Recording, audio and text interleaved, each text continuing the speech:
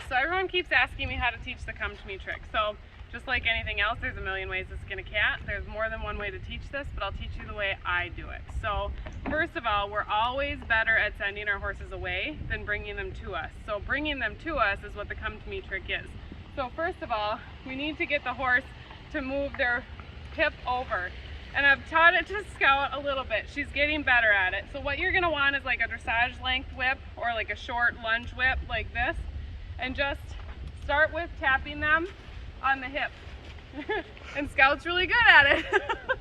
So you wanna just start with tapping them back here with that stick. And you want it right on the tip of their hip bone. So I'm gonna do it over here. Good girl. She's used to, we've done it a lot in the last few days, so she's used to it. She knows what I'm gonna ask. But this is where you're aiming for, is right here. So that when you come over to the other side, so that's step one, teaching them to move over by tapping their hip with the stick. And you want just their back end to move over. You don't want their front end to move over. So you want that to kind of stay in place. And she kind of pivoted, so her front feet went from here to here. But you just want them to focus on the back end. So make sure your reward is correct. So when they step across like this with their back feet, so I'm going to do it again here. Watch her back feet. So tap, tap, tap.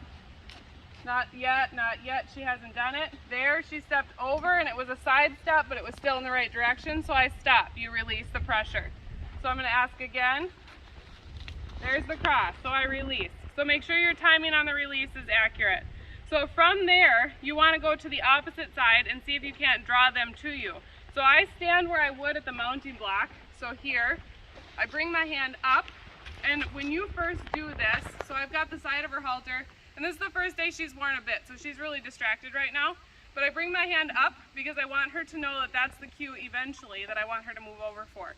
And then I say over, and I come and I tap that exact same spot that I taught her to move away from. Good girl. So I'm going to give her a treat for that.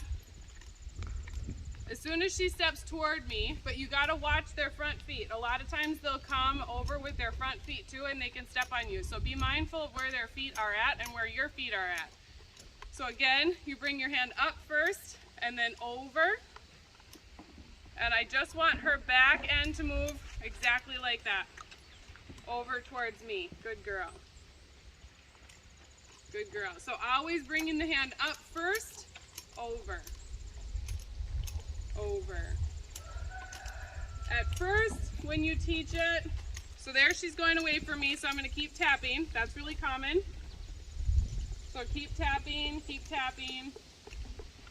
And at first you'll hold their, good, over, good girl. At first you're going to hold their halter here because then you can kind of help guide their head so they're not forward, backward. You want to keep their front end stationary. You just want them to move their back end towards you, over, good. So that's why I keep my hand here. It helps guide them. Eventually, like on the block, I want to be able to do it on a loose rein. So I've got my loose lead rope. I bring my arm up, over, and they should be able to do this, good girl, from the ground on a loose lead. From there, so that's step two, bringing them towards you on the ground. From there, you go to the mounting block.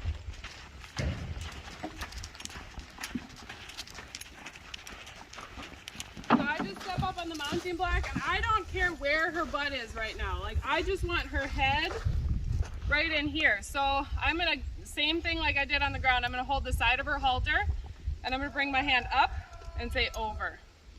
And as soon as she takes any steps towards me like that, I'm gonna reward. And she added a few at the end there, that's okay. I can fix that later. You can finesse it later. You just wanna reward the correct movement right away. Good girl. So again, I'm gonna shorten up my grip on her lead rope, lift my hand up. There, I didn't even have to cross over her back on that side. She's getting used to me bringing my hand up and knowing that that means she wants me to come over. So I eventually want to be able to get on, nope. So here she's like, where are your treats? So I'm going to redirect her head and ask again, over, good girl. Very nice. So eventually I want to be able to stand on anything. A fence post, a bucket, a rock, a picnic table, a mounting block, whatever, and just be able to lift my hand, and she knows that that's the cue. So you always have to preface it with this. So your hand goes up, if she doesn't come over, so like there she's thinking about it, and then you reinforce it by tapping their opposite hip. Good girl, good girl. And putting a word cue with it is really important. So that way you're not always relying on the physical touch to get them to do something. So if you can pair it with over, be consistent about it. So I'm gonna bring her up and do this on the ground again. Oh. So I'm bringing my hand up and I say over, over. Just like you would say walk or back. Good girl. Or any of the above. B. So any of those things. So yeah, you want to pair it with a word.